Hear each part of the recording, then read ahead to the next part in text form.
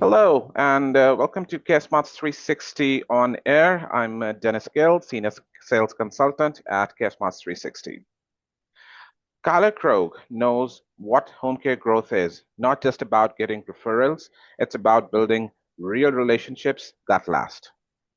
So, as the Director of Business Development at Hallmark Homecare, he works closely with healthcare facilities, caregivers, clients, and community partners to create stronger care connections and sustainable growth. So, in this episode, Kyler joins us to discuss what really happens behind successful referral partnerships and how trust drives long term business growth and why relationship first outreach is becoming essential in today's home care industry. Welcome to the podcast, Kyler. Thank you for having me, Dennis. I appreciate it. Thank you. We are really glad that you were able to take out the time today for our listeners. And I hope this is a pretty fruitful and knowledgeable lesson for all the listeners all over the world. Yeah, definitely. Okay, so without wasting any time, I'll straight away jump in with my first question for you. So, kind of what makes a healthcare referral partnership actually last in home care? Yeah, good question, Dennis. I think one of the most important things is that you show up when these referral partners trust you. Hmm. They're taking their client, their patient, and they're sending them off to you. And once they're out of the facility, they really can't deal with them anymore. And they expect you to take good care of them, to be on time, to do what you say you're going to do, as Uh-huh. well as update them on how they're doing because they really have no way to stay in contact with them besides you. And I Okay. think that's a really big thing is keeping that communication going throughout that relationship with that client. Oh, okay, perfect. Good to know that. And what do hospitals and healthcare facilities expect from home care agencies today? Yeah, good question as well. I think a big thing is that just the same day responsiveness. If you get Hmm. a call at 9 a.m. From a hospital and that somebody needs to go home at noon, you better Yep. get over there in an hour or two and meet with the social worker or case manager, meet with the family, understand the needs from both ends, and then you need to set something up either same day or next day. I think oftentimes this happens on a Friday. People want to get out before the weekend, as I'm sure you know, Yeah. and just being there on time, being there and being that voice that the family and the social worker can trust. Mm-mm. So time management is really important over here. Absolutely, yeah. Being Yeah. there when they need you. Being there when they need you. Correct. Okay. Absolutely. And what are the biggest referral mistakes, according to you, home care agencies make today? Yeah, I think you can look at this from two perspectives. One of them is trying to get the referrals to begin with. Hmm. And I think a lot of people that are out in the streets, they're pounding the pavement. They want to drop off gifts, they drop off donuts, pens, some of their merchandise. And I Yeah. think that really frames you as a gift giver and not a solution. Um, but the Okay. way you need to frame this is that, of course, you can bring gifts to thank them or to celebrate them, Hmm. but providing solution and being the person that can actually deal with their problems as opposed to just dropping off a treat for that day. And I think that's a big mistake that a lot of people make as opposed to providing their solution, they provide treats as opposed to solution. Yeah, Oh, so providing actual solutions is the right thing for the home absolutely. care Yeah. agencies. Yeah. You want to solve their problems, not give them more. Yeah. Be the problem solver, guys. Okay. And how does caregiver reliability impact referral trust and growth? Good question. I think this is probably the number one issue that home care agencies deal with Hmm. is having their caregivers show up on time, having good caregivers show up, and keeping that continuity of care. Got it. And something that we really focus on at Hallmark is having that continuity of care, having the same caregiver show up for the same shifts, the same times. And I think, especially with dementia patients and Alzheimer's, this is Yeah, something that really helps their care throughout the process. Um, definitely. and then having the social worker or case manager or anyone from the hospital refer out to you and they Hmm. know that your caregivers are there, they can hear back from the family about the quality of care as well as the consistency. I think that really impacts trust and growth positively.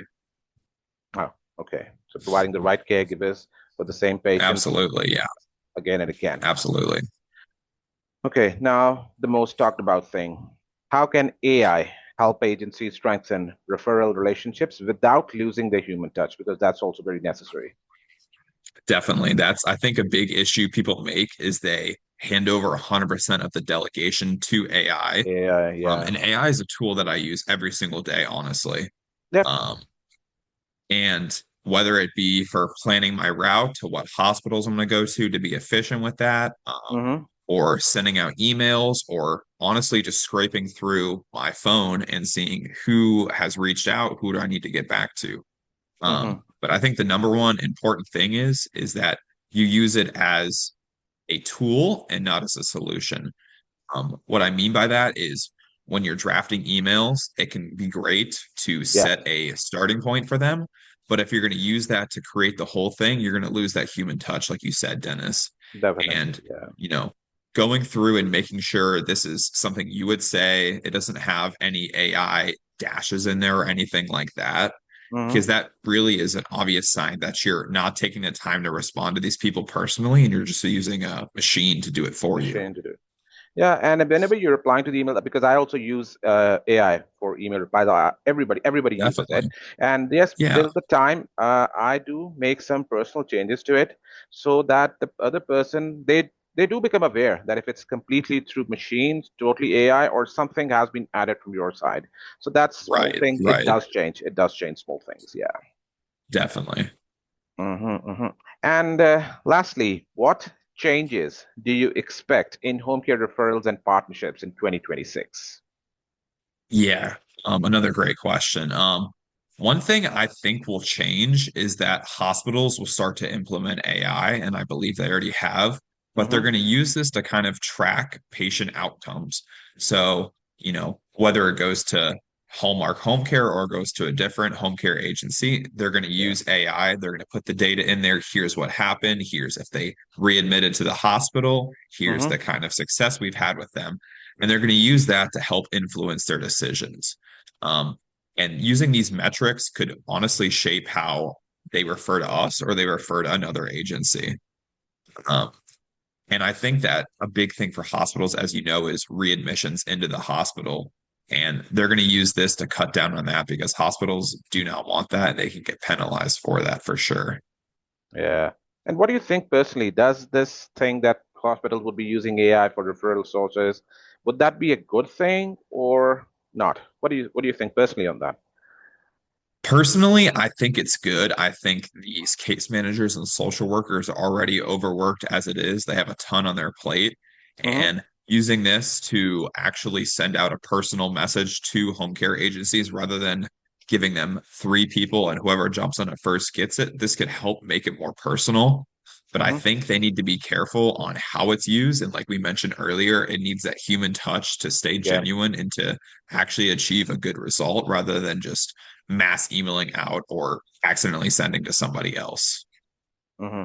Because in our system, also CareSmartz360, we do have this AI thing that caregiver matches the caregivers with the clients. So we also use that feature. But yes, definitely, I think is required that when we do tell the agencies that please do have a word with the caregivers before you assign that. So that small thing is always there. So please, listeners, please take care of that thing. It should always be there. The human touch should not be missed. Absolutely. I agree, Dennis. Okay. So, thank you, Kyler. It was a very small session today, and we would definitely love to have more sessions with you in the future and have more inputs from your side so that our listeners can get benefit out of that. And we will be definitely in touch with you for future references. Absolutely, Dennis. I appreciate it. I'd love to be back on. Surely, we would love to have you back on our show. And thank you, everyone. This is Dennis Gill. I'm signing off for today, and I will be back in touch with you shortly then. Thank you, everyone.